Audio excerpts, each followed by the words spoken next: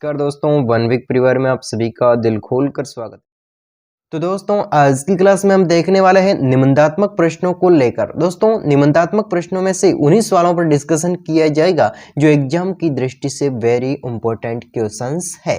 तो दोस्तों, मैं आप सभी के सामने इस निबंधात्मक यानी कि बड़े बड़े क्वेश्चंस को अच्छी तरीके से पेश करूंगा, समझा कर। दोस्तों, आपको खुद पढ़ने की क्या एक बार पुनः पढ़ने की जरूरत नहीं पड़ेगी। दोस्तों, इस प्रकार ये मान के चलिएगा कि काफी हद तक आज की इस क्लास में आज 25% तक तो दोस्तों आपको कंठस्थ हो जाएगा, लेकिन कुछ एक परसेंट है तो उसके लिए आपको क्लास को रिवाइज भी करनी पड़ेगी। तो चलिए क्लास को स्टार्ट करते हैं निबंधात्मक प्रश्नों के साथ में। दोस्तों, फर्स्ट सवाल है, एग्जाम की दृष्टि से इंपॉर्टेंट क्वेश्चंस बनता है।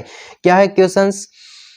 राजनीति विज्ञान की परिभाषा देते हुए इसके परंपरागत दृष्टिकोण की प्रकृति एवं क्षेत्र की विवेचना कीजिए। राजनीतिक विज्ञान की जो परिभाषा हमें देनी है कि राजनीतिक विज्ञान आखिर होती क्या है, और इसकी परिभाषा देने के साथ में परंपरागत दृष्टिकोण, राजनीतिक विज्ञान का जो परंपरागत दृष्टिकोण है उसकी प्रकृति और क्षेत्र बताना है। दोस्तों, ये जो सवाल है, इस सवाल को हमने अति लघुतरात्मक प्रश्न है छोटे छोटे, तो उनमें इसको कर लिया है कि परंपरागत दृष्टिकोण के हिसाब से राजनीतिक विज्ञान की कैसी प्रकृति है, कैसा क्षेत्र है, इसके बारे में अध्ययन किया है। लेकिन वहां पर हमने एक संक्षिप्त में छोटा सा अध्ययन किया था, 2-3 लाइनों में कंप्लीट कर लिया था। लेकिन यहाँ पर दोस्तों हमें ये बताना है कि वास्तव में व्याख्या सहित हम किस प्रकार कह सकते हैं कि परंपरागत दृष्टिकोण से राजनीतिक विज्ञान की जो प्रकृति है वो किस प्रकार की है, उसका क्षेत्र कौन सा है, तो इसके बारे में दोस्तों बात करेंगे। चलिए, अथवा में सेम सवाल है लेकिन भाषा पूछने का क्राइटेरिया अलग हो सकता है। तो आंसर की और सीधे सीधे हम बढ़ते हैं।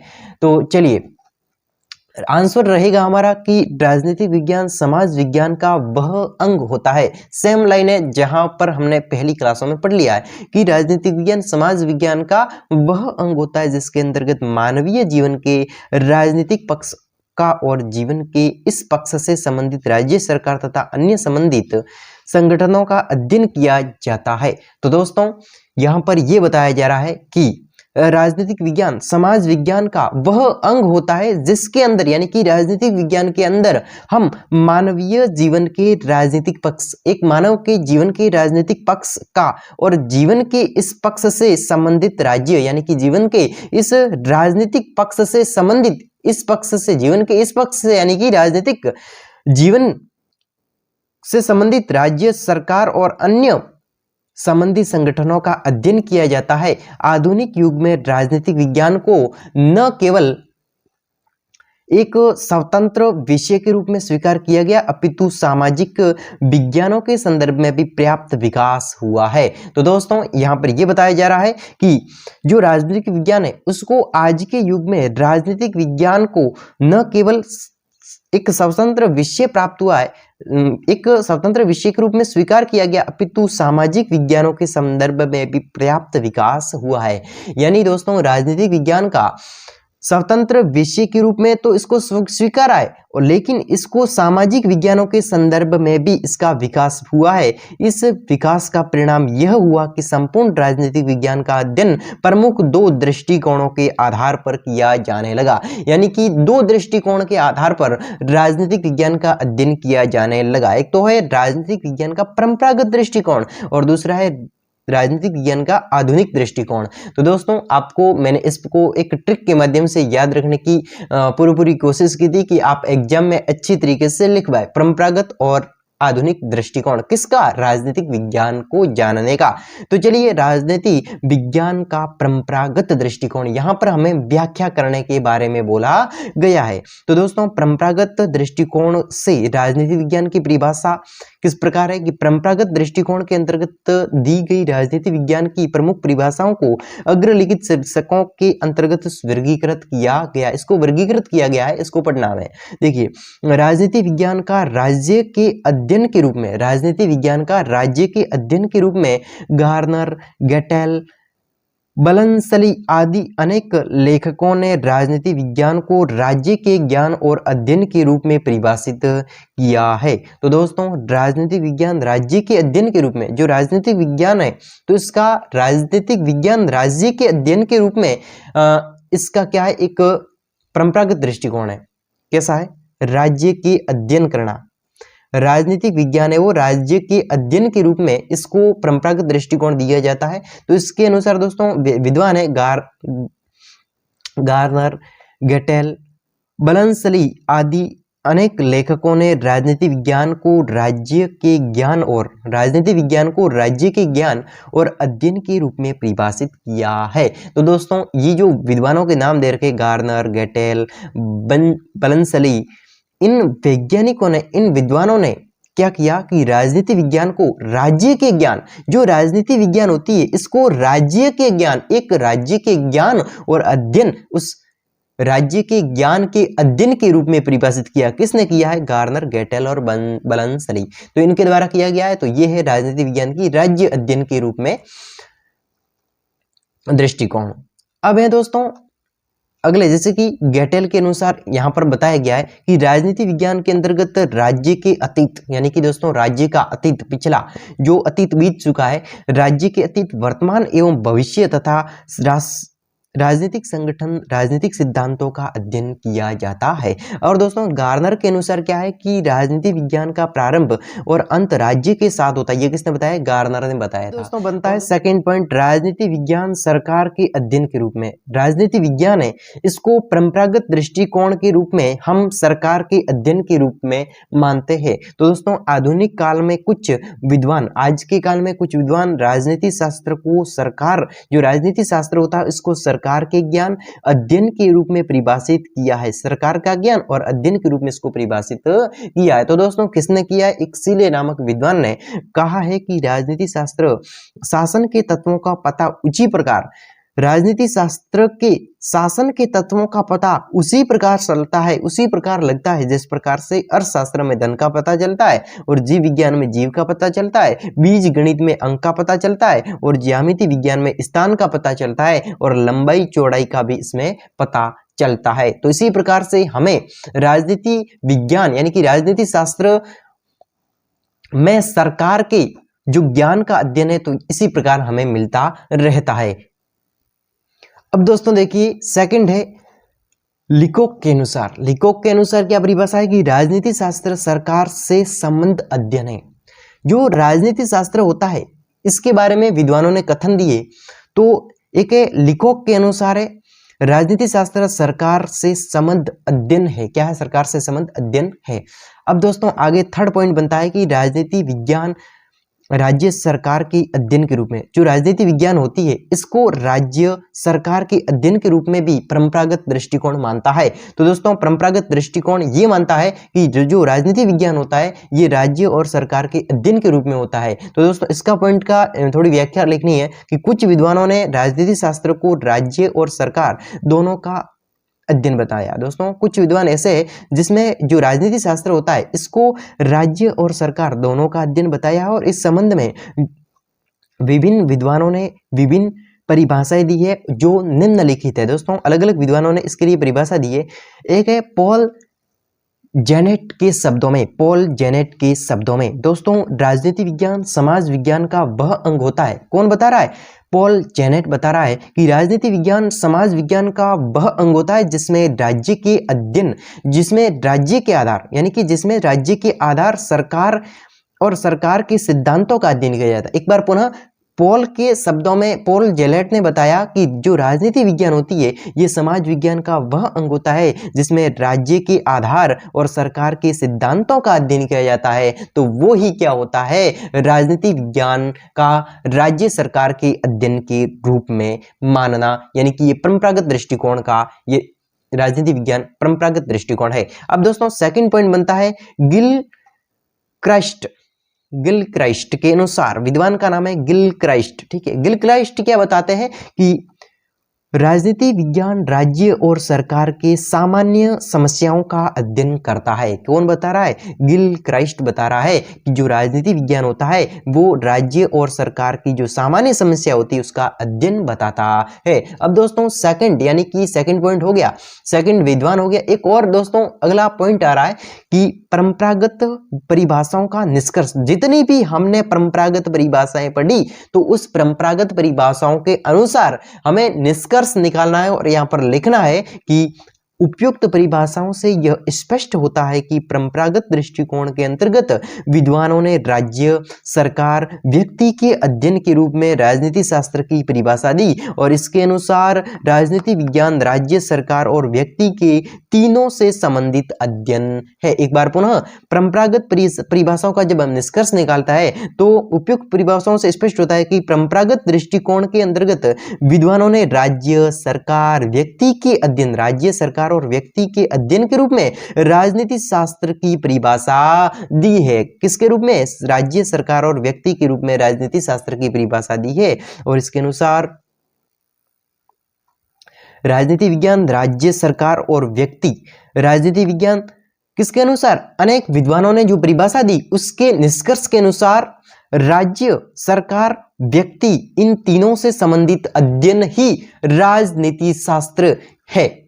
समझ गए? अब दोस्तों आगे बढ़ते परंपरागत दृष्टिकोण के अंतर्गत राजनीति शास्त्र की प्रकृति। परंपरागत दृष्टिकोण के अंतर्गत राजनीति शास्त्र की आखिर प्रकृति कैसी है? तो इसका स्वरूप कहो या फिर प्रकृति कहो परंपरागत दृष्टिकोण के अंतर्गत, ठीक है।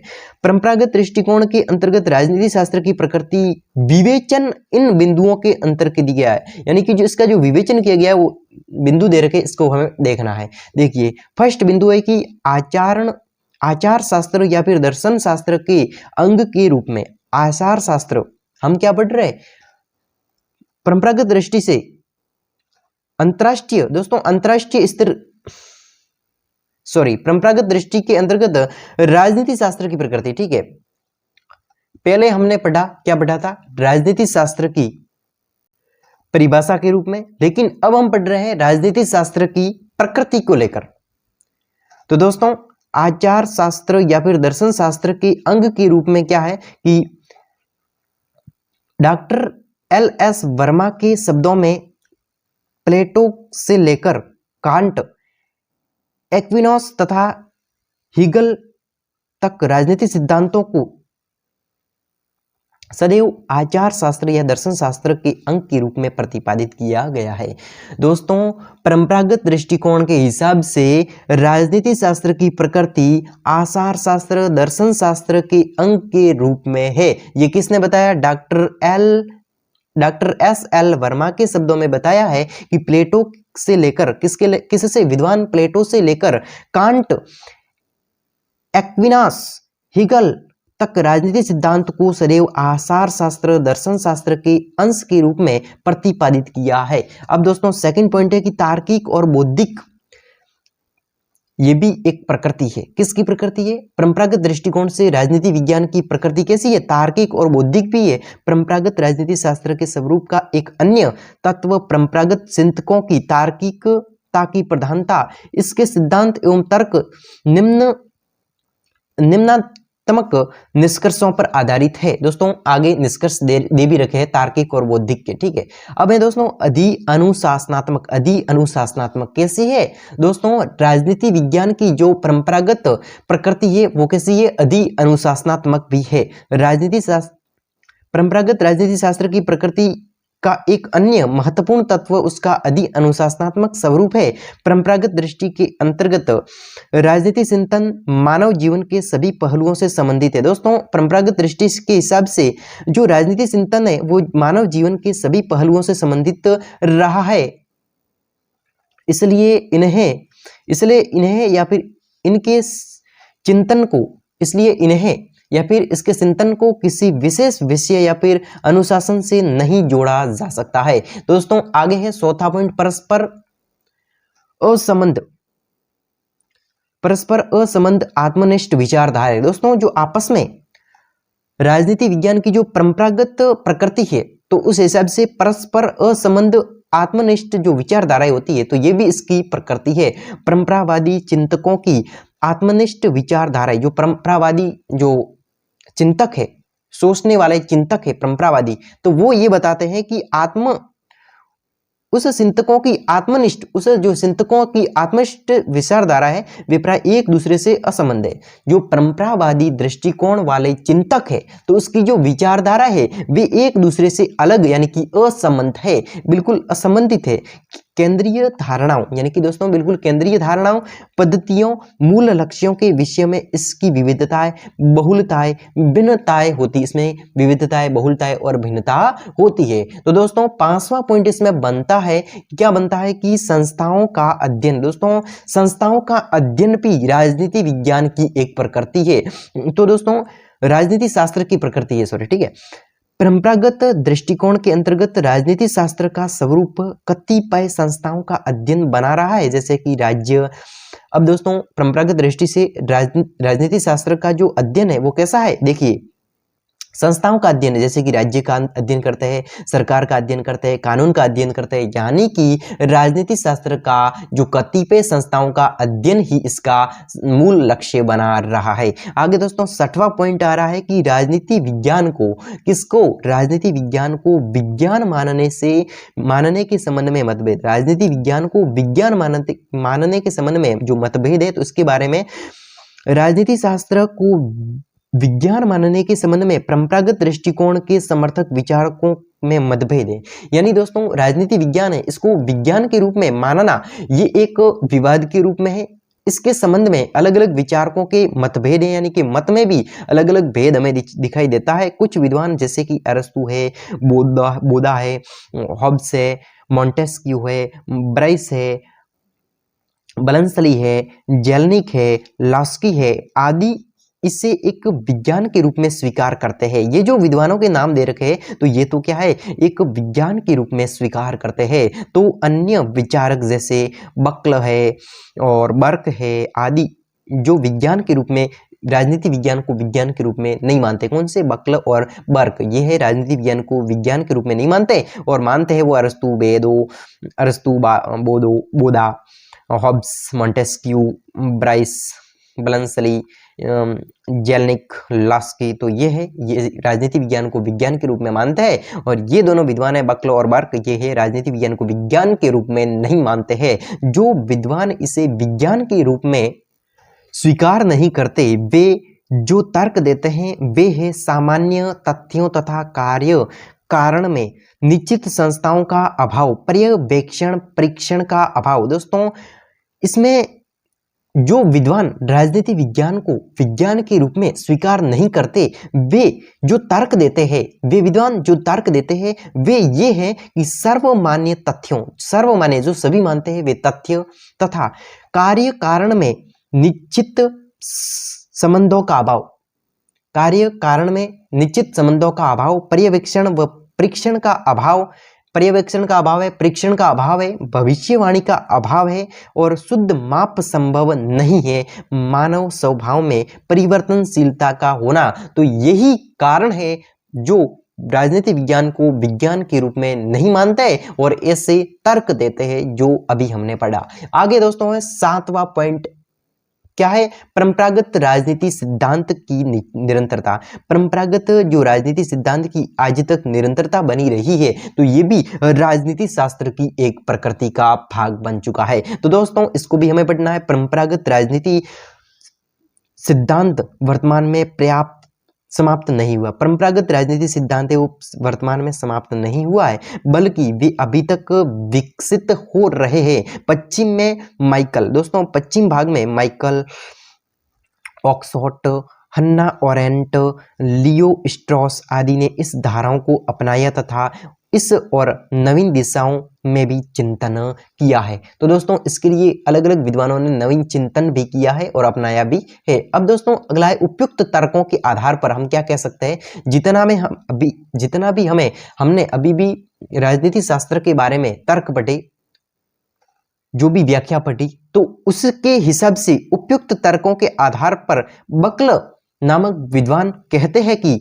राजनीति विज्ञान बनाना न तो संभव है। यानी कि जो बक्ल नामक विद्वान है ये इतने सारे निष्कर्षों को देखकर कहते हैं कि राजनीति विज्ञान है ये राजनीति विज्ञान का विज्ञान बनना न तो संभव है और न ही वांछनीय है। यानी कि दोस्तों थोड़ा सा भाग भी, राजनीति का थोड़ा सा भाग भी विज्ञान नहीं बन सकता, ऐसा कौन कहते हैं? बकल। यानी कि बकल ये कहते हैं कि राजनीति विज्ञान का विज्ञान बनना न तो संभव है और न ही वांछनीय, यानी कि थोड़ा सा भाग भी, वांछनीय भाग भी नहीं बन सकता। ऐसा कौन बोलते हैं? बकल बोलते हैं। पूरा विरोध किया।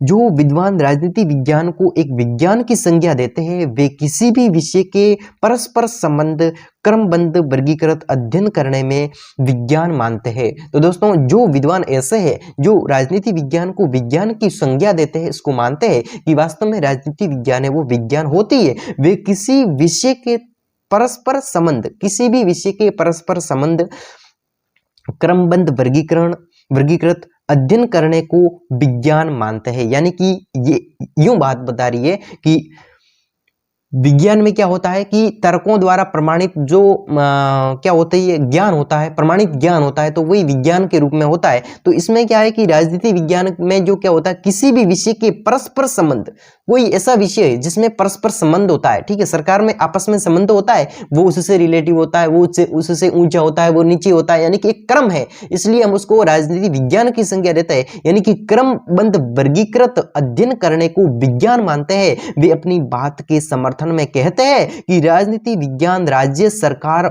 और अन्य राजनीति संस्थाओं, धारणाओं और विचारों का क्रमबद्ध ज्ञान प्रस्तुत करता है। यानी कि दोस्तों वे विद्वान कहते हैं कि राजनीति विज्ञान है वो राज्य का, सरकार का और अन्य राजनीति संस्थाओं का और धारणाओं का, विचारधाराओं का क्रम के रूप में क्रमबद्ध ज्ञान प्रस्तुत करते हैं, इसलिए हम उसको राजनीतिक विज्ञान के रूप की संज्ञा देते हैं। अतः राजनीति विज्ञान एक विज्ञान है, लेकिन यह निश्चित विज्ञान न होकर एक अनिश्चित विज्ञान है। दोस्तों राजनीति विज्ञान है, एक विज्ञान तो है, एक क्रम के रूप में व्यवस्थित तो है, लेकिन ये एक निश्चित विज्ञान नहीं है। कैसा है? एक अनिश्चित विज्ञान है। दोस्तों राजनीति विज्ञान, इसमें राजनीति जैसे कि पॉलिटिकल साइंस पढ़ते हैं, दोस्तों साइंस होती है अलग होती है, जैसे कि साइंस सब्जेक्ट होती है बायोकेमिस्ट्री, ठीक है, लेकिन यहां पर जो राजनीति विज्ञान है इसमें जो सरकारें होती है, जो राज्य होता है, ठीक है, जिस प्रकार से जो जिले होते हैं, तो ये जो भी क्या होते हैं एक क्रम के रूप में होते हैं, ठीक है।